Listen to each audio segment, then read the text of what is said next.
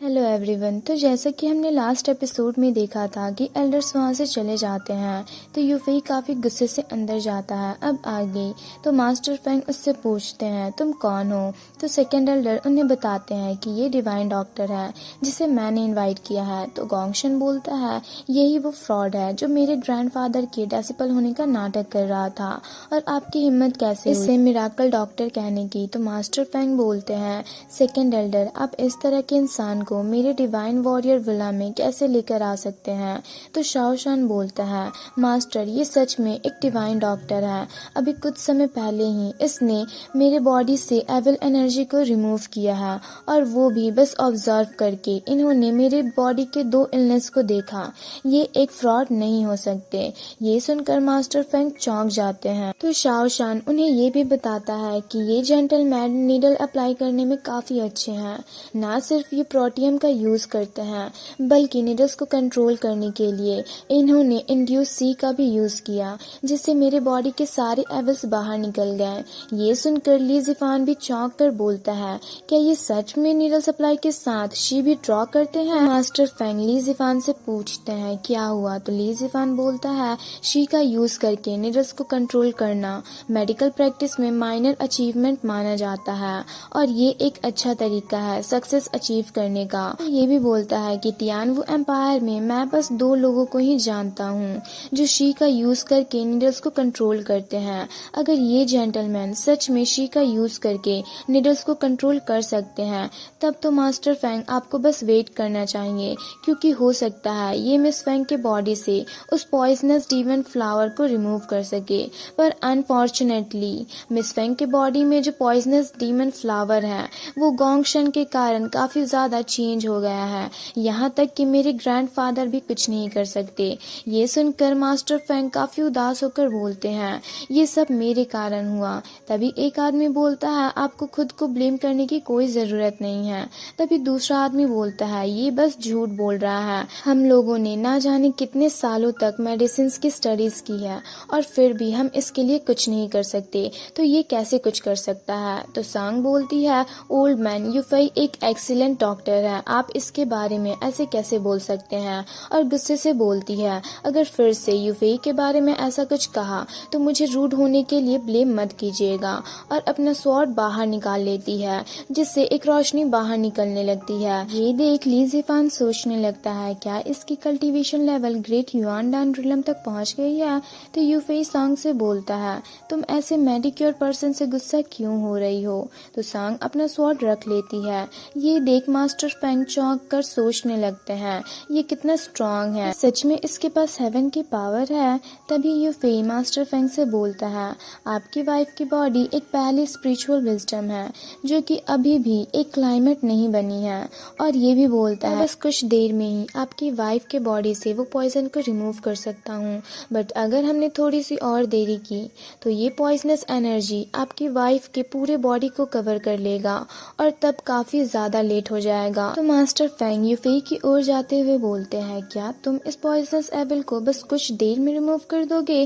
तो यूफेई बोलता है हाँ। ये सुनकर एक आदमी बोलता है ये कैसे पॉसिबल है, ये और मिस फेंग अब एक हो गए हैं तो कौन इसे ठीक कर सकता है। तो ली जिफान बोलता है इन्होंने सही कहा, इस पॉइजनस डीमन फ्लावर को रिमूव करने के लिए डॉक्टर्स प्रिस्क्रिप्शन की जरूरत है। ऑर्डिनरी फिजिशियंस ना सिर्फ इसे रिमूव नहीं कर सकते बल्कि पेशेंट्स की बॉडी को भी हर्ट कर सकते हैं। मुझे नहीं पता तुम कौन सा मेथड यूज करोगे इसे रिमूव करने के लिए। तो यूफेई बोलता है मेरे पास मेरा खुद का मेथड है, क्या आप मुझे एक बार ट्राई करने दोगे। तो मास्टर फेंग बोलते हैं ठीक है, तो मैं मिस फेंग की सेफ्टी तुम पर छोड़ता हूँ। तो एक आदमी मास्टर फेंग से बोलता है अगर इस बार आपने गलत डिसीजन लिया तो मुझे डर है कहीं ये आपकी वाइफ को खतरे में न डाल दे। तो दूसरा आदमी बोलता है मास्टर फेंग फिर से एक बार सोच लीजिए। तो मास्टर फेंग गुस्से से उन लोगों से पूछते हैं तो क्या आप लोगों के पास कोई रास्ता है, जिसे सुनकर सब अपना सिर नीचे झुका लेते हैं। तो मास्टर फेंग बोलते हैं अगर नहीं है तो आप लोगों को इतना बोलने का कोई हक नहीं है। मेरी वाइफ की कंडीशन क्रिटिकल है, अगर थोड़ी सी भी चांसेस है तो मैं उसे बचाने के लिए सब कुछ करने के लिए तैयार हूँ। अगर इसके पास क्योर है तो मैं इस पर ट्रस्ट करने के लिए भी तैयार हूँ। और यूफेई से बोलते हैं अब मेरी वाइफ की जिंदगी तुम्हारे हाथों में है, हैं।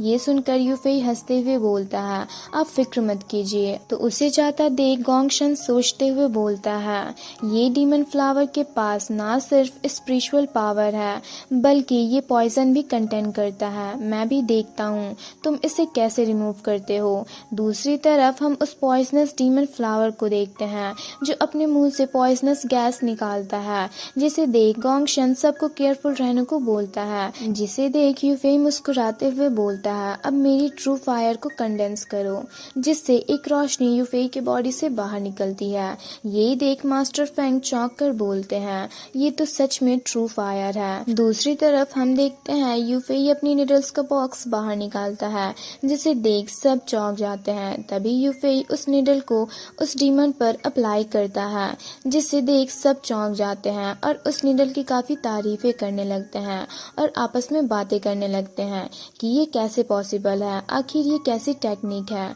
तो ली ज़िफान उस निडल्स के बारे में सबको सब कुछ बताता है।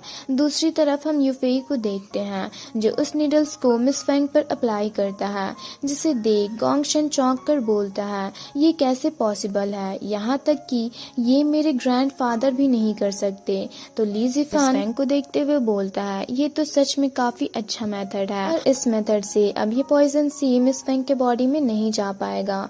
ये तो सच में एक मिराकल डॉक्टर है। मिस फेंग की फर्स्ट डॉटर काफी खुश होकर बोलती है, ये पॉइजनस एविल अब कंट्रोल में आ गया है, अब मॉम को कुछ नहीं होगा।